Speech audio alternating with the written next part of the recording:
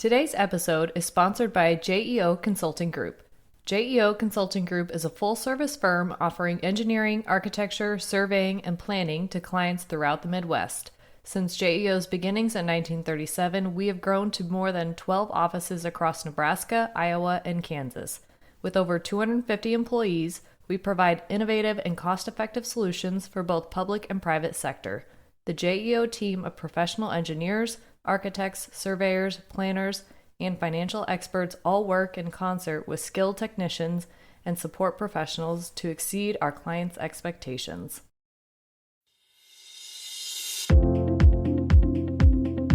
Hello and welcome to the Booked on Planning podcast. I'm your host, Stephanie Rouse, a transportation planner with the Lincoln-Lancaster County Planning Department, and I'm joined today by my co-host, Jonathan Miller, a planner too with the Delaware County Regional Planning Commission. We're here to get you hooked on planning through the books that have shaped the field. Let's dive in. So our guest today is Michael Brooks, author of Planning Theory of Practitioners. Michael is a retired dean of the Virginia Commonwealth University. Thank you for joining us today, Michael. Glad to be here. Can you first start off by telling us a little bit about yourself and why you decided to write the book? Well, let's see. I had a long career in academia, starting out with a master's degree at Harvard, doctorate at UNC, then taught there in Chapel Hill for a while. Spent a number of years in administration, University of Illinois as chair, and then 3 deanships at Iowa State, SUNY Buffalo, and Virginia Commonwealth, where I was dean, by the way, of the School of Community and Public Affairs, not of VCU. The president there might get upset if we claimed I was dean of the entire university. But anyway, the book itself came from years of experience of students with planning theory courses. Students go to planning school unless they're interested in academic careers. They go to planning school to learn to practice planning, to be practitioners. And I had had so many years of students with sort of blank stares when you talk about planning theory. Generally dreading the planning theory course, not understanding how it might have any benefit whatsoever to their future practice in planning. And of course, my own feeling was that planning theory is a very important element of being a planner, that it sort of underscores and underlies what we do, and it helps us have a sense of purpose. So the purpose of writing the book really was to sort of bridge that gap and try to show that planning theory is really relevant to planning practice. And at the time I wrote it, not much else was in the literature trying to achieve that kind of objective. So it was something I enjoyed taking on. That was the purpose. The other purpose was my wife saying, "Mike, you're never going to write that book." And I thought it was time to do it. So I had to prove her wrong. All right, so before we jump into the nitty gritty questions, there is one thing that I wanted to clarify just right from the start, because I know it can be an issue of semantics for some people, right? So that anyone tuning in, they can just be on the same page from the get-go.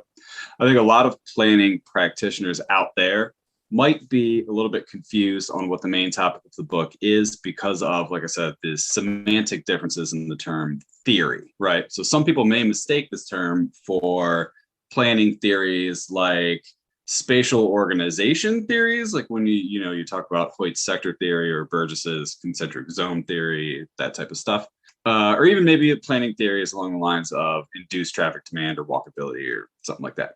But in the context of this book, you use the term planning theories more as models of the planning function or strategies of practicing planning, right? Or is that off base?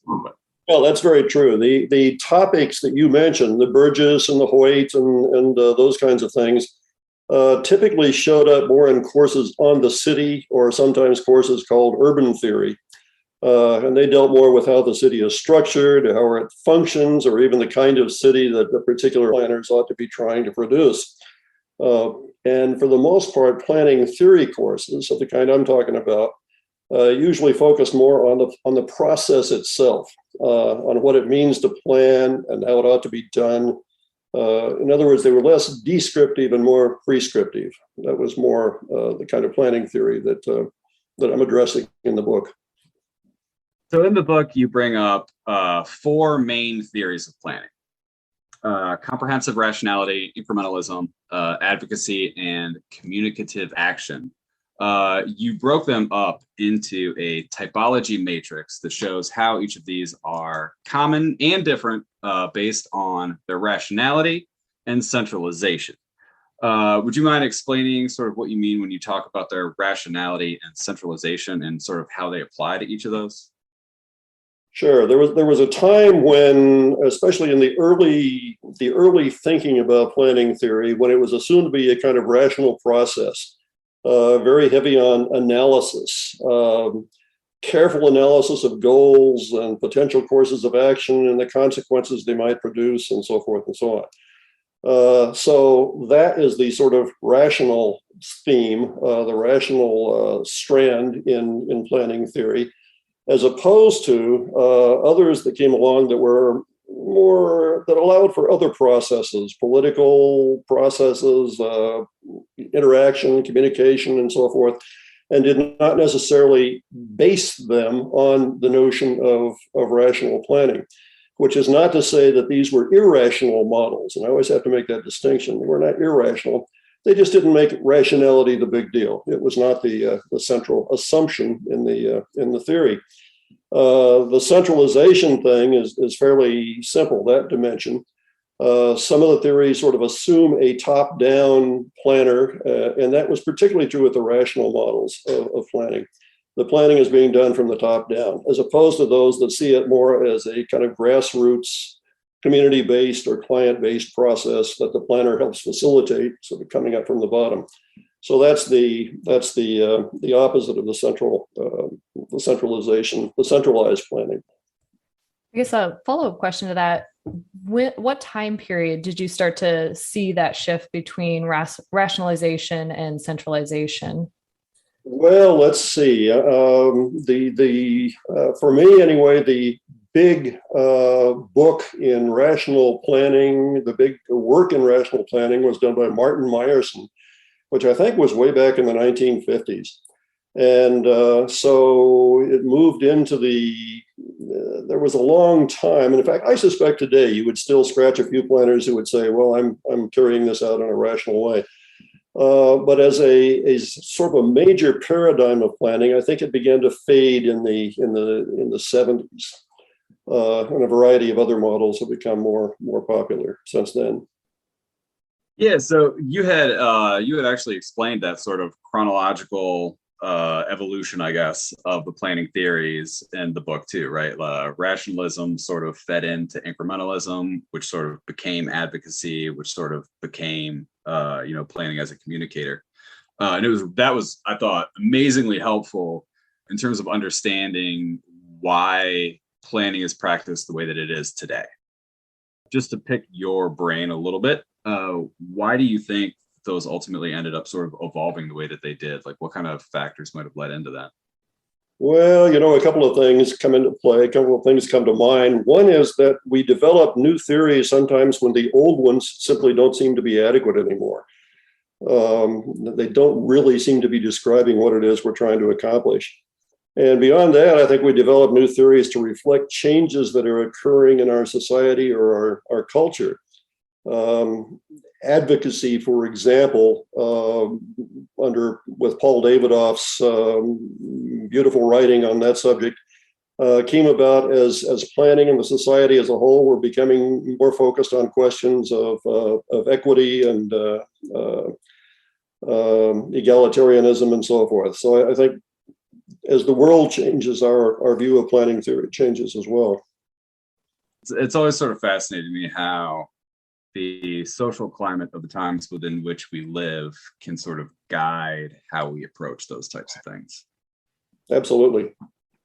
So in the last part of the book, you talk about effective ways to navigate the politics of planning, which I'm sure anybody in the public sector, and probably a lot of people in the private sector actually, how we can navigate the politics of that through trial balloons and what you call feedback strategy. So would you mind explaining what you mean by trial balloons, and how can current planning practitioners use it as a feedback strategy? Well, the whole idea here was to take a sort of explicitly experimental view of planning. That is, that we need to really, when we make recommendations, when we prepare plans, when we develop projects, we need to evaluate the effectiveness of what it is we're trying to do. And we can ask several things along that line. We can ask if it's achieving what it was supposed to achieve.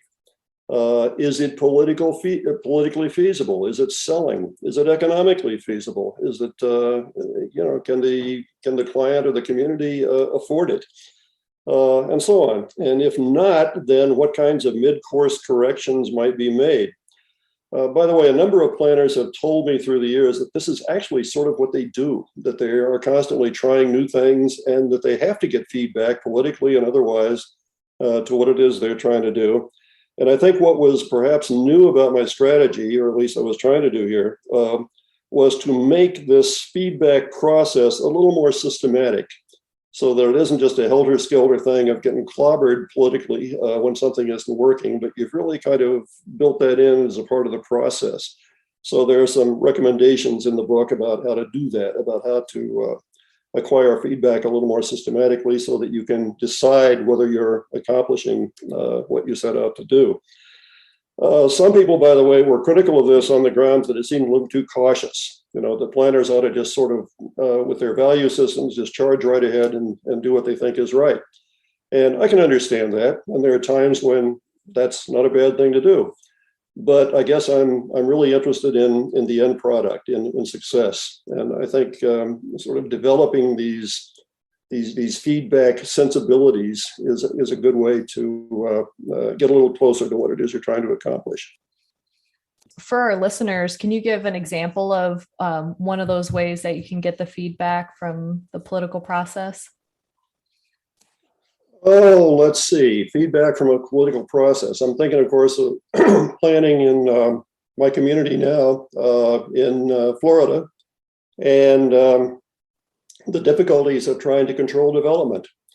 And one quickly learns that there are some things one can do, that if you are really trying to control the pace and nature of development in a particular area and you see you're losing, then maybe you've got to back off and think more in terms of some kind of smaller scale neighborhood development issue that you can accomplish something.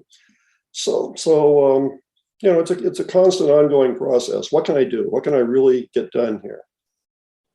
So all things considered, is there any advice that you could give practicing planners that may actually sort of struggle with what their role or strategy is in the community? Because I know it can vary, especially from, planning department to planning department. And just in case anyone's sort of getting lost in the shuffle on, what is my actual role here? Do you have any advice on how they can sort of best approach that conundrum?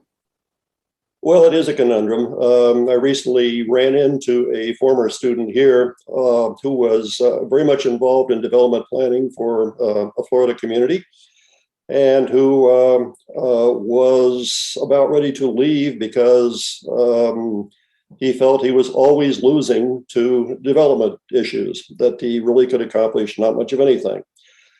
I could understand that. And there are times when you have to say, okay, I can't do it here. I'm going to have to move on. So first of all, you have to assess whether you can accomplish the things that you consider important in a particular community.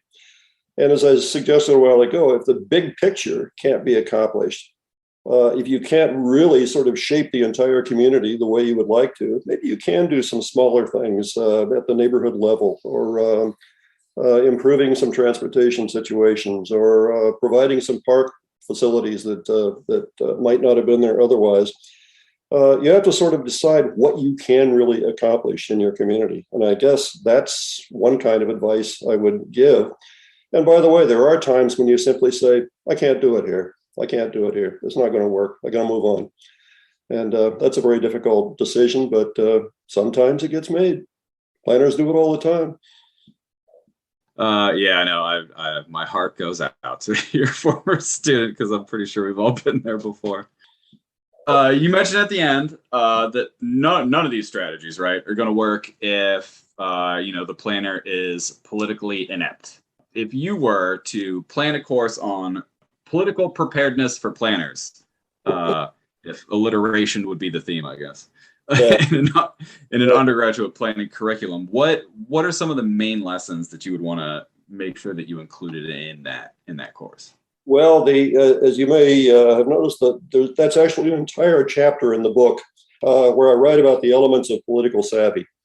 And everybody could come up with their own list, but I had mine. And I'll just tick off what a few of them are. First of all, the ability, as I suggested, to assess the constraints and possibilities of the situation you're in. What can I really accomplish here? And that takes a certain political sensitivity. Second is to learn the importance of timing. Maybe I can't do what I want to do in this year's budget or with this particular city council, but there's going to be an election next year. And maybe if I hold off, things are going to get better. So learning to use timing effectively is important. Third, and I can't overemphasize this, is the importance of communication skills.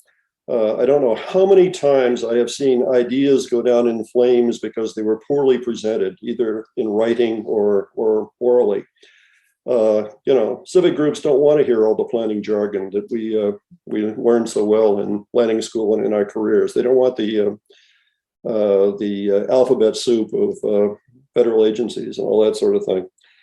So communicating well is important. Fourth would be the development of negotiation skills, because so much of what planners do or do not accomplish relies on negotiation, sort of getting what you can out of the situation. Fifth is in learning how to use power relationships. What are what's the power structure of this community?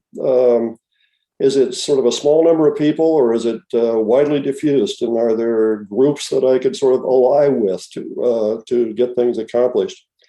You have to analyze that sort of thing. Another one is and I think this is very important, having a strong set of guiding values that provide some direction to your own professional activities. If you don't have that, you're not going to be politically effective if you're just a chameleon out there doing what anybody sort of wants you to do. And I also think you ought to have a compelling vision of what the community ought to look like in the future. And I recounted in the book an interaction I had with a planner friend of mine in back when I was in Virginia, who said, I don't dare be a visionary in my community because they wouldn't allow me to do that. And I said, do you have a sense of what you'd like to accomplish in this community in the future? And she said, oh, of course. And I said, you're a visionary. You've got a vision of what the community could become and what it'll look like. So I think that's the way I would answer your question, that there are a number of things that can be learned, but you've got to want to learn. You've got to want to learn them as well. You've got to sort of, hit the political system head on. I guess I have a follow-up question on the visions side of this. Yeah. I guess we all create kind of the bigger visions in our comprehensive plans or long-range plans for our communities, and that's kind of sets the stage for where we're going and as a whole what we're trying to achieve.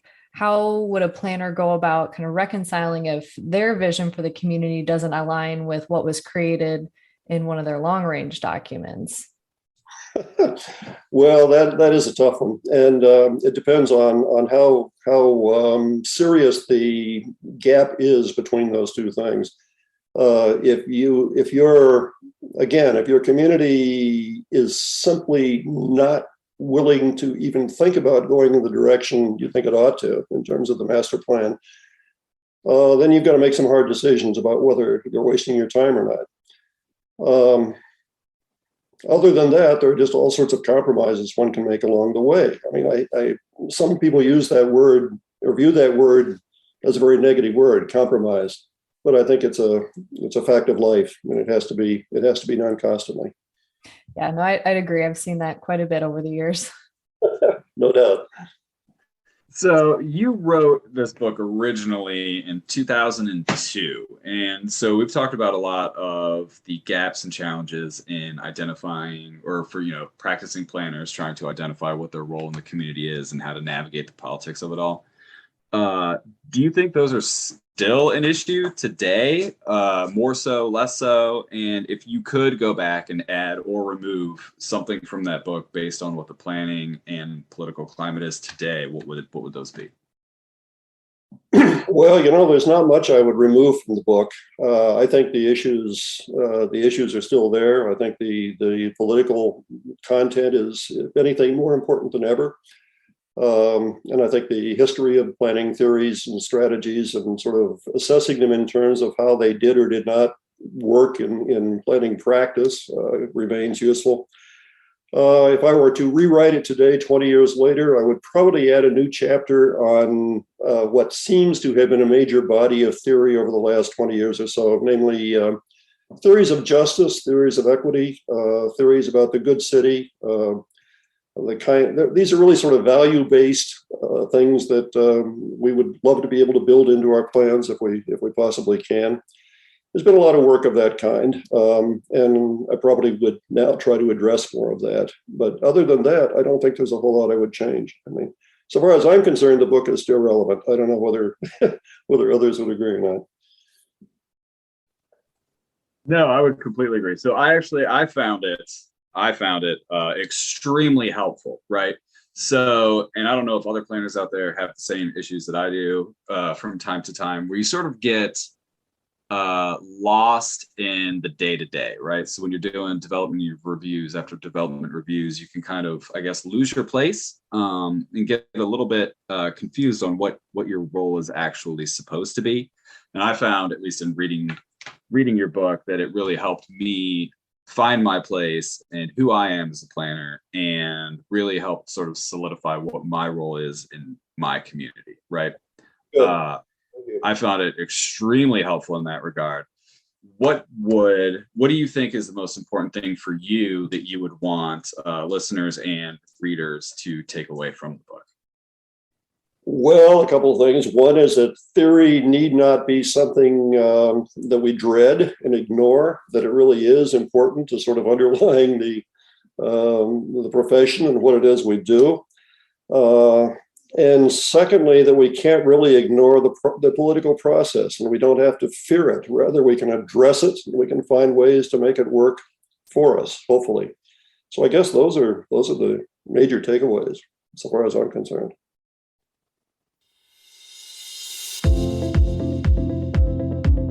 Is there anything else that you want our listeners to know, or you'd want to add before we end?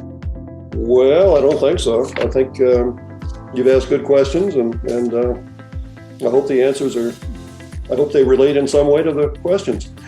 Yeah, no, this has been really great. We really appreciate you taking the time, and I especially appreciate you willing to reschedule, since I had a conflict with the original time that I was not aware of. So really appreciate it. Well, I'm feeling good because at my one concern about the time was that in my advanced age, sometimes in the latter part of the day, my voice disappears. And so I'm very pleased that we are near the end and I still have my voice. Yeah.